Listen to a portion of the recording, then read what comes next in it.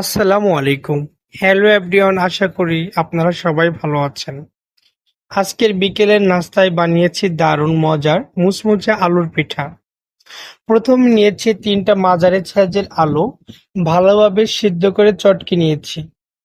এরপর দিয়েছি 1 টেবিল চামচ ময়দা, আধা চামচ গুঁড়া মরিচ আর লবণ স্বাদ মতো। আর দিয়ে দিয়েছি আদা রসুন আর জিরা বাটা। সব উপকরণ ভালোভাবে মেখে একটা নরম ব্যাটার তৈরি করেছি।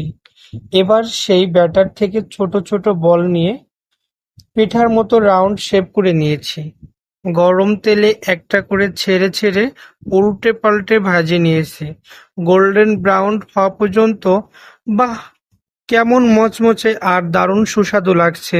চাটনি বা সসের সাথে খেতে জাস্ট পারফেক্ট।